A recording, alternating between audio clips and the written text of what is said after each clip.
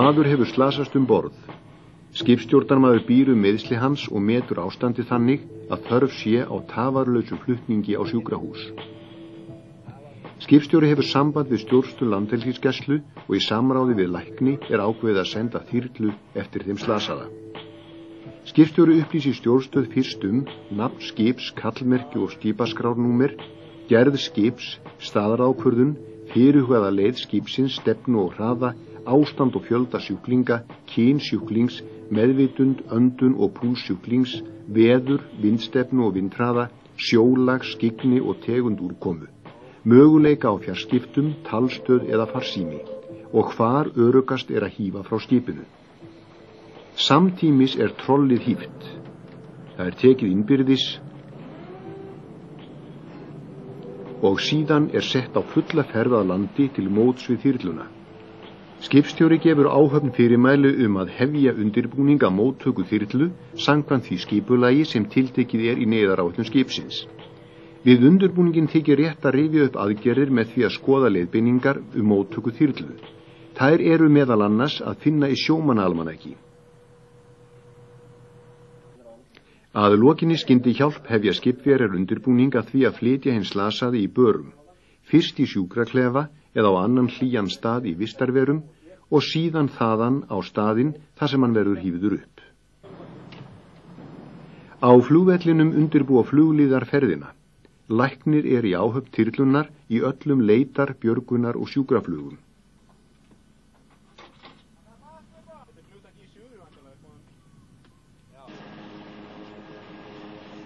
Þá þyrlunni ekið í flugtaksstöðu og svo lagt í hann til móts við skipið sem siglir ennþá á fullri ferð til móts við þyrluna. Þyrlan í sambandi við stjórnstöð Landhelgisgæslu þaðan sem aðgerðinni stjórnað.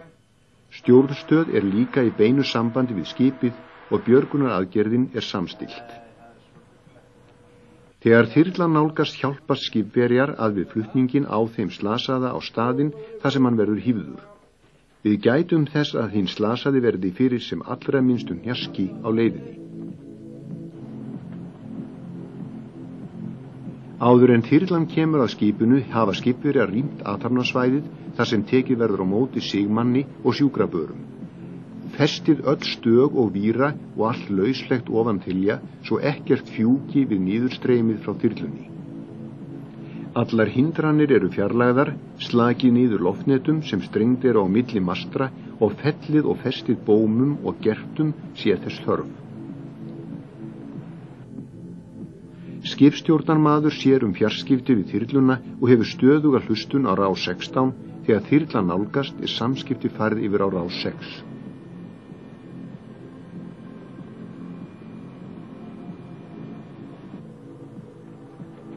Ratsjárloftnet skipsins stöðvað fyrir hífingu.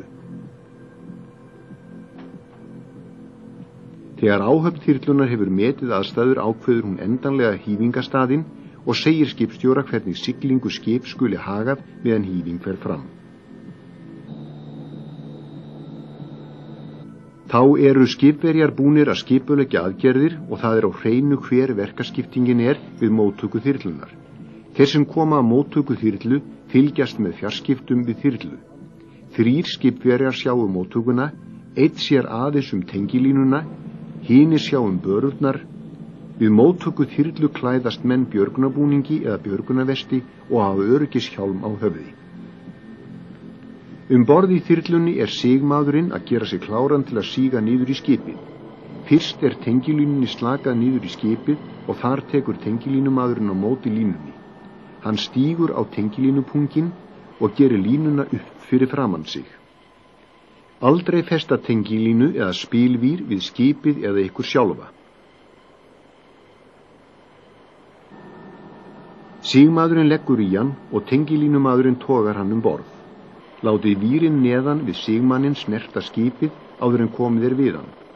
Við það afhleðst stöðurafmagn sem hlaðist hefur upp í þyrlunni. Þegar sigmaðurinn kominn borð í skipið tekur hann við allri björgunarstjórum.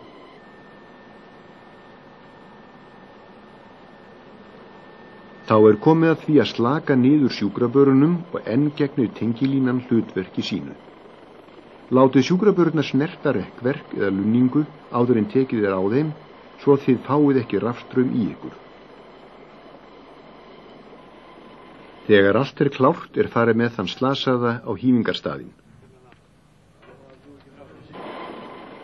Þetta æfing svo við hífum nú upp ímyndaðan sjómann.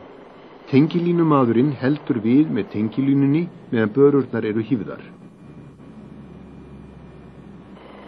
Þegar hinn slasaði ásamt lækni og sigmanni kominn borð í þyrluna, heldur hún þegar af stað með hann á sjúkrahús.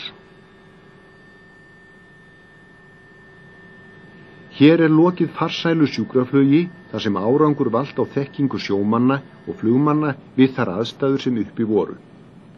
Líkur á að björgunaraðgerðir með þyrlu heppnist vel aukast til muna þegar sjómenn hafa aflað sér þekkingar með því að sækja námskeið í öryggisfræðslu sjómanna þar sem björgun með þyrlu kennd.